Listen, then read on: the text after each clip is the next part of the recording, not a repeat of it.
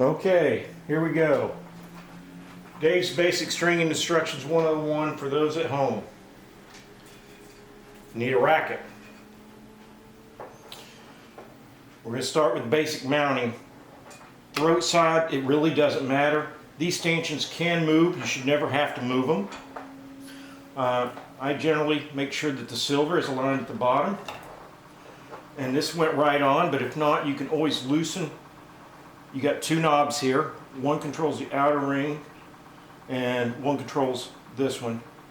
You loosen them up on that side. Same thing up here. Just loosen them up. It'll fit right on.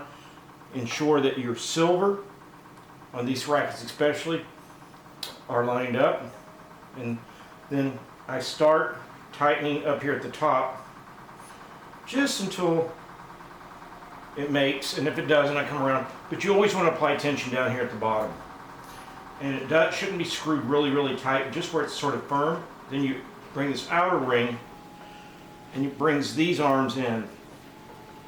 You may have to lift a little bit, just where it touches. You're not trying to screw it in too super tight. I lifted this a little bit, but just where it just holds them, not tight. Okay, so that's a racket mounted.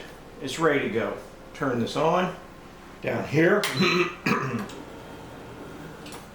Make sure your drink's not in the way. This is already set to 53 pounds. You have up and down arrows, which work fine. So what we need now is some string. 40 feet is standard. I'm going to measure this out.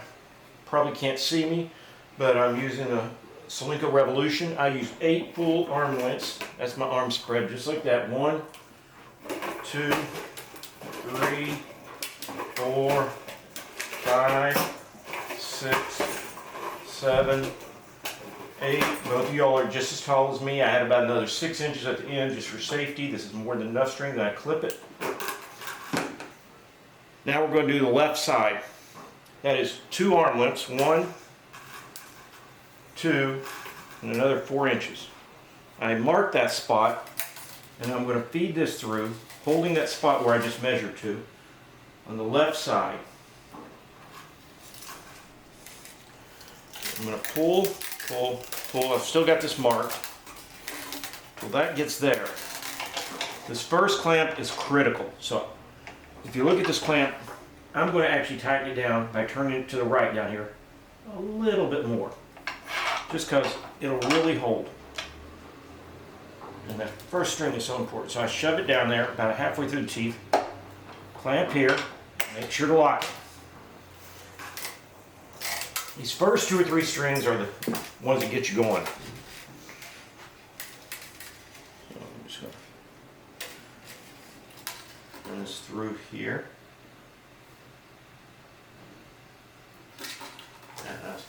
Now I do a double. You can, I'll just show you this way. So you just pull it on through. That might get tangled. If it does, just slow down. Okay, so we're going to put tension on this first string.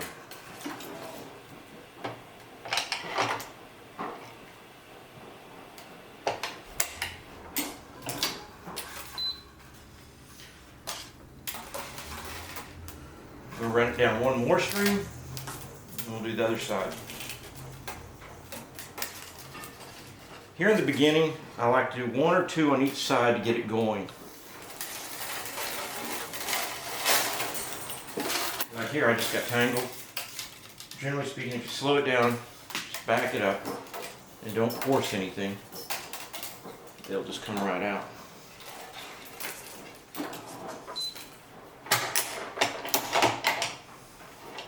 I'll talk about that in a second.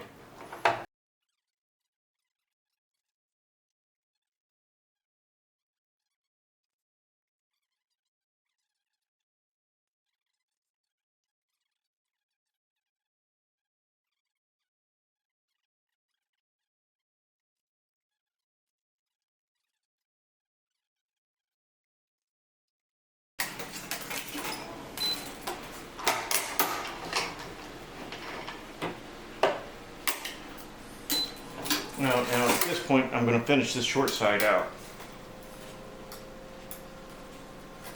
So most rackets, it's just intuitive, but I will make sure you know. And I'll count it out here for you.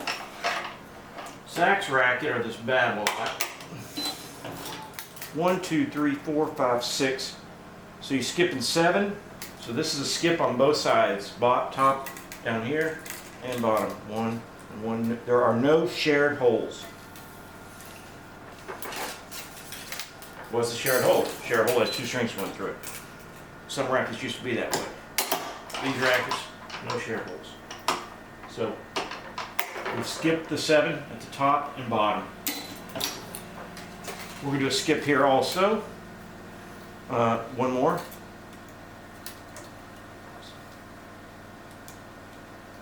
And you can tell by the way the grommets line up mostly. And you can see I got a good amount of string left, but not so much all the way. This last one, I really tried to get the clamp as close as possible. And we're going to tie this off now.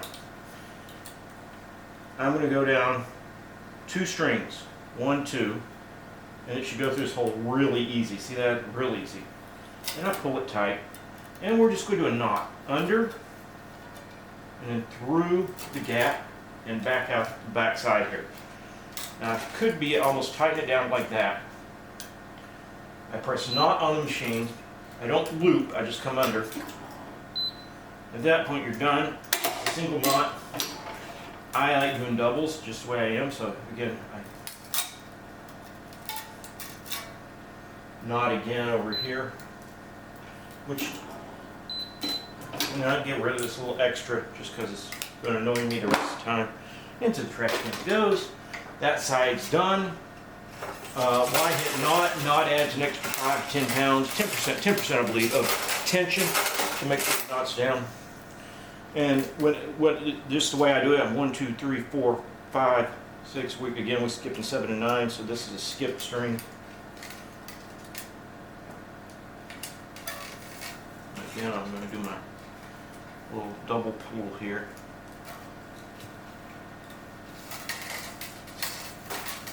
And as I'm pulling, I'm watching this to make sure it doesn't get tangled. Because if it starts to twist or get a little thingy, I can just pull it and make sure it doesn't.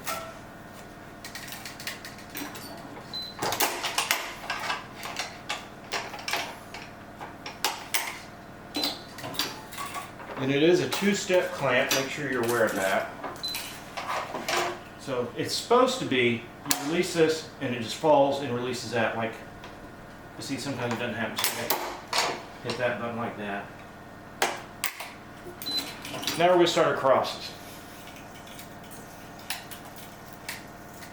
Again, you're coming down to the lowest open hole, which is 1, 2, 3 away from where you're at.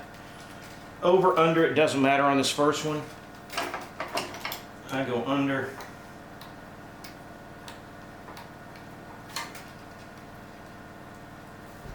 You may get stuck here sometimes, not wanting to go through. In that case, you can grab needle nose, push it through.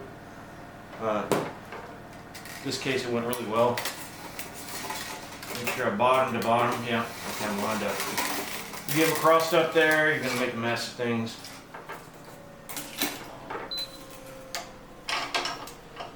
Put the clamp on. 2-step clamp here, then here. This is just the work now. Okay, again, no shared holes. So I'm coming up here. I may have to push over the string that's there in the way, but it's pretty easy to do. A tip is if it's not getting through real easy, you can always clip and put a little angle on here. That helps feed the string through. Makes it stiff. Now I have to look here, this last, because it's a string over, I want to make sure I'm going under the, if this is an over, I want to make sure I'm going under. If it's an under, I want to make sure I'm going over here.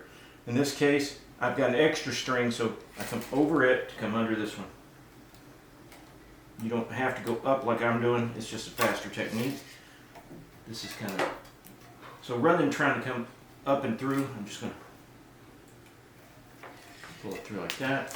I can do a quick gut check. This was an under, this is an over. That means I'm right. Go ahead and pull. Always keep checking that, especially as you're starting and learning. At some point you learn to feel it, that it just doesn't look right. We have a celebration of laundry going on. Okay, so again, I want to make sure that this is an under here that becomes an over, which means I'm going to start as an extra string under.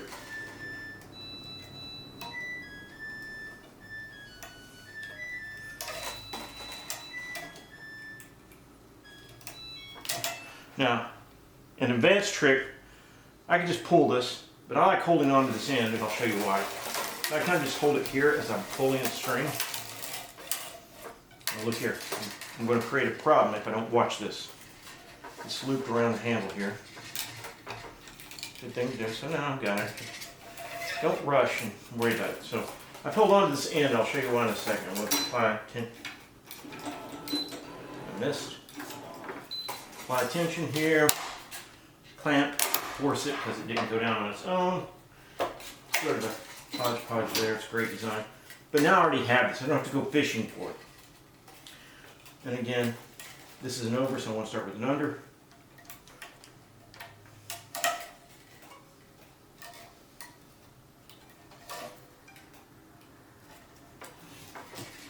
Again, I'm going to hold on to that. Advanced technique, not necessarily, saves me maybe 90 seconds on a string job.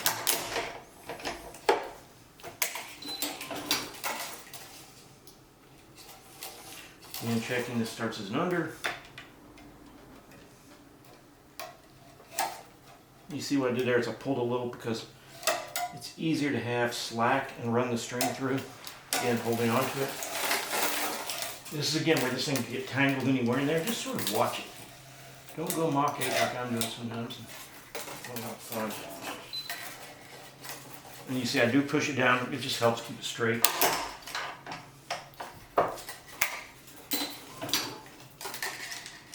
Again, checking this starts as an under.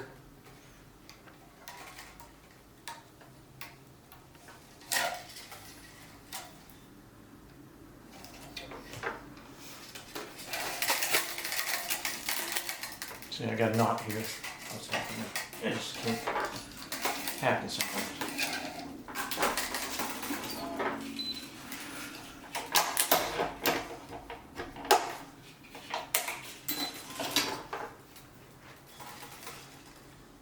Now see, if I didn't hold on to this string like that, every time I would be like going here, tighten this, and I'd have to be doing fishing for the end of the string.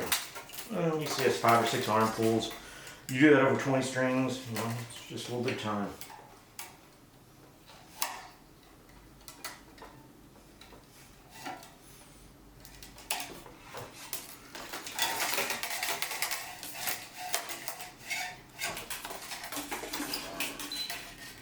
I'll show you this thing too. Something okay, so rather than going fast, or you know, you'll probably be more like this. Okay, I need to go under this first one.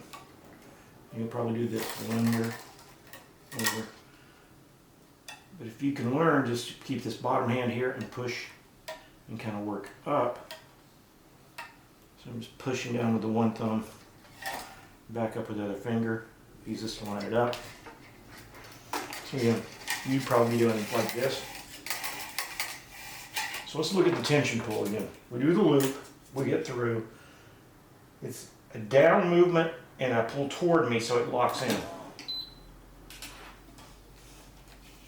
We're also at the point now where we're about halfway through. You can flip this clamp around. No secret, it's just you won't go all the way if you don't do it. For me, it's a little celebration of saying I'm almost done with this racket. So this one will just whip through. It's under, over, under, over. Pull a little slack there, just easier when you have slack.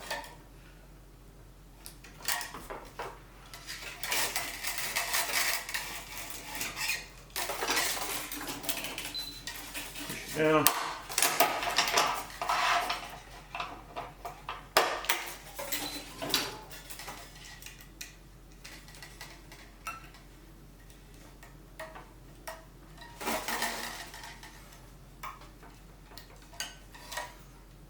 always checking. This is following through. This is an under, it's an over.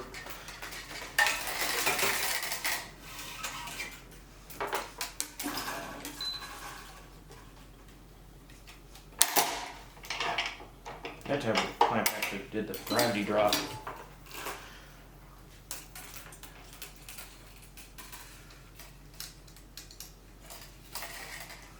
Under, over. As you see, you get toward the top, I can't run. In the beginning, I was running my strings up that way to give slack. As it gets tighter, I don't have room to do that. So what you'll see,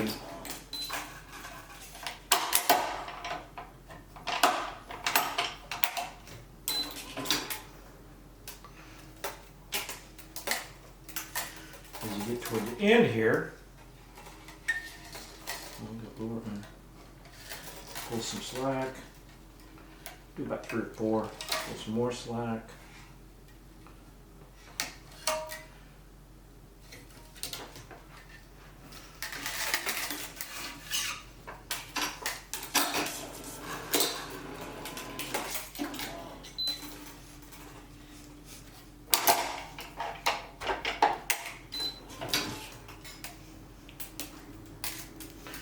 See how this comes out. We have to edit it later. Again, still following, making sure that my weaves are working right.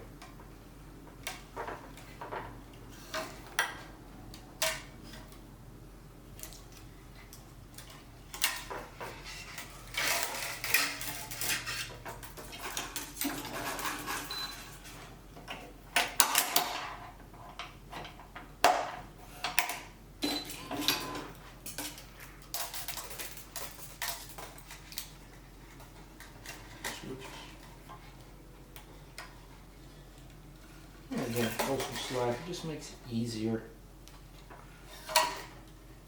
Especially up here at the top. Don't ever go around these. Okay, see right down? I've gotten stuck. Go down here, this will happen. If you're going to get wrapped around with these knobs or something, no big deal. Just back it up. Get it twice. Rat's crud darn. Most happens. There we go. Just don't panic. Loosen it back up. Mostly happens when you're working toward the end of a spool, because this has more twist on it. At the beginning of the spool, it's out here. The string doesn't twist quite as much, so you don't really have that problem. But as I get toward the end of the spool, those little hooks happen more often. Cat, you can't be in mom's bed. I'll take care of that in a second. Don't try to, like this one here. This has to go under, but I don't need to shove it under. I can pull it up and then go under. And I have slack to work with. That's fine.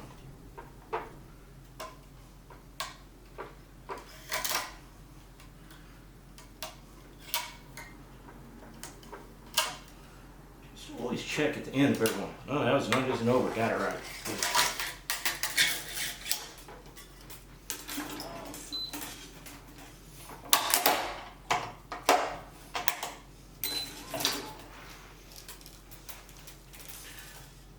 Right.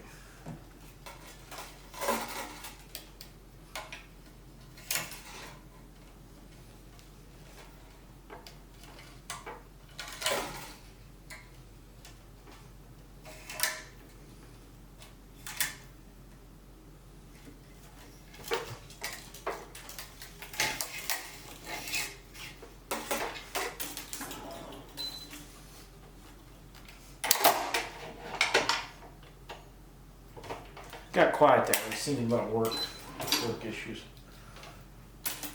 One thing this is pretty known.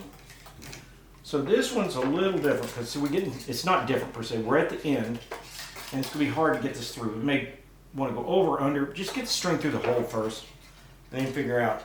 Once you get through, I can feed it back or whatever it needs to be. That won't have to come out right. But you're gonna see that I'm gonna do fewer passes and then pulls. And this last one's over, so it means I got that right.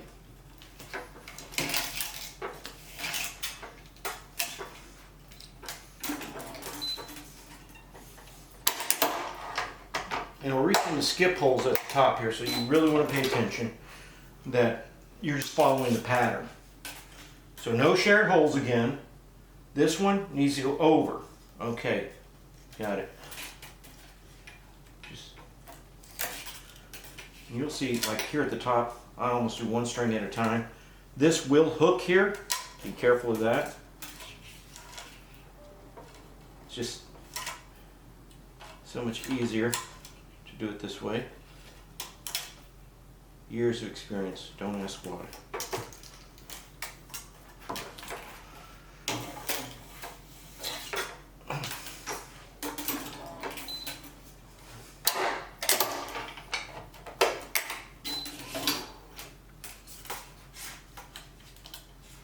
Last string, okay. Goes down, up. Let's see, a lot of these at the end, I just do one at a time.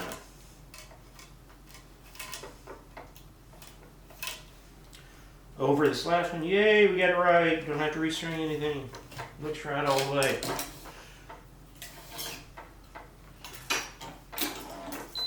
Last string, so I want to get this fairly close over here, but I have to tie this string off, so I don't want it really close to this. Show you why. So I'm going to lock this in. And you see I have plenty of string left over, so I am going to do a clipping here just to make it a little more manageable. Have to do that. Habits. Coming out of this string, and we'll go into the next string hole over. And it should go in fairly easily. Now you have no clue that you're tying a knot. You have no clue if it's going to come out under, over, what. So I pulled this way, so this string here, I want to come through this hole underneath, and I've created a loop down here. I want to come in on this side of the string and go through that loop, creating a knot around that. Out the back side, and I pull it. Now I can knot it. Now I'm taking all the tension off here. Doesn't matter. I again like to do double knots. Just come back up through again, through the hole, out the back side. You don't even need to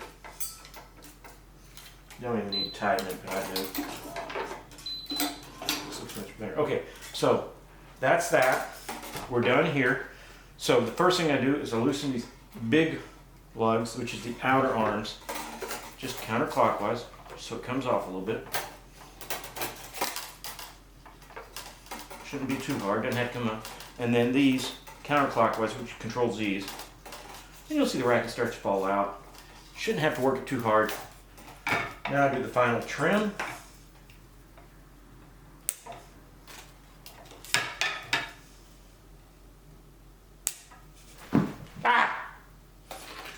And that's that. Let's see what we got here. There you go. Looks all good. Turn her off and you're done.